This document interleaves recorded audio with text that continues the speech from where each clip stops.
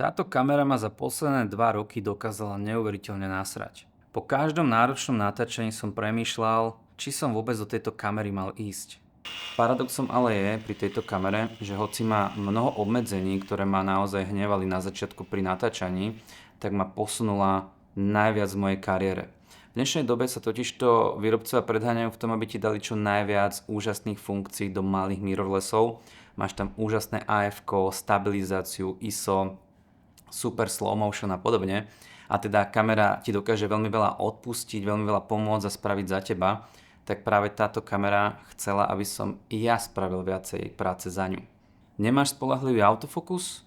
No tak sa nauč lepšie manuálne ostriť. Nemáš stabilizáciu? No tak sa lepšie nauč ovládať kameru. Nemáš super slow motion? No tak sa nauč pracovať v 25 framoch a neskovaj sa za spomalené zábery. No a nebudem klamať, častokrát som si hovoril, kiež by som mal tých 100 frameov alebo stabilizáciu. Pretože, ako som na začiatku povedal, bol som nasraný najprv na tú kameru, ale potom som bol nasratý na seba, lebo spočiatku, keď som pozeral na tie snímky, tak veľakrát boli roztrasené. Neuostril som to úplne najlepšie na tých nízkych clonových číslach a uvedomil som si spätne, že 5 rokov pred touto kamerou som používal vo svojej podstate len mirrorlessy, ktoré mali zvládnuté všetky tie veci, čo som tu vymenoval. A doslova som tak ako keby otupel voči tej práci manuálnej s tou kamerou. Že pozrel som sa aj na svoju prácu a videl som, že možno sú to pekné zábery, dajme tomu, ale nefungovali veľakrát za sebou, alebo ten pohyb tam nebol úplne najlepší, keď som to tak vyhodnocoval, že nebol až taký prirodzený vďaka tým rôznym stabilizáciám a chcel som to viacej dostať do ruky. Takže som bral túto kameru ako také otužovanie a používal som ju posledných 2-2,5 roka na všetky moje seriózne projekty, okrem eventov. Tam som sa s ňou občas vyhral, ale tam som radšej použil práve ten mirrorless, pretože bol som tam viac taký flexibilný. Táto kamera nemá ani taký najlepší tvárový faktor, aspoň teda pre mňa, pokiaľ som ju chcel narigovať a používať celý deň. Takže bolo mi výhodnejšie používať mirrorless na určitú prácu. Ja vôbec nehánim tie mirrorlessy. Ja si myslím, že práve na tie eventy a rôzne veci, kde sa musíš veľmi rýchlo prispôsobovať, sú perfektné. Ja teraz hovorím o tej práci, kde chcem byť viac kreatívnejší a dať tam nejaký svoj rukopis a vytvoriť ako keby čo najviac tej práce mojimi rukami. Ale aby to neznelo tak, že táto kamera je zlá, že mi vo všetkom nevyhovovala, tak práve naopak, čo sa týka obrazu a celkového toho workflow spolu s DaVinci Resolve, je to najlepšie, čo som zatiaľ mal.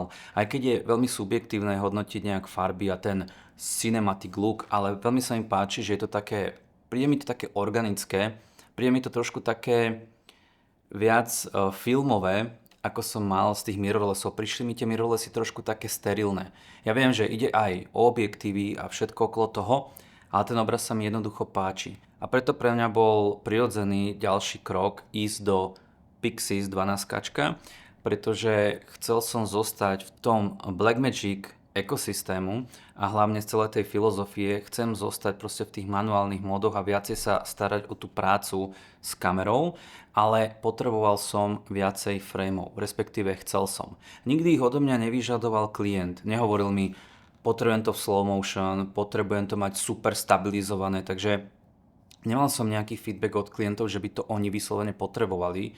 Ja to vidím sám, že mám práce, kde niekto robí manuálnu výrobu, niečo vyrába, vytvára a viem, že niektorý ten proces by som chcel mať v tom slow motion, pretože je to veľmi zaujímavé aj pre mňa a myslím, že aj pre toho diváka. Takže táto kamera mi prišla ako taký prirodzený krok ďalej, taký upgrade. Takže zoberiem túto kameru na reálne práce, nechcem robiť nejaké testovacie zábery a z toho vychádzať, že o čom tá kamera je. Chcem si ju zobrať na reálne práce a priniesť nejaké prvé pocity a dojmy. Takže pokiaľ sa ti moje videjka páčia, pleskni sem like, daj odber, poprípade pozdieľaj toto video a vidíme sa niekedy na budúce. Čau.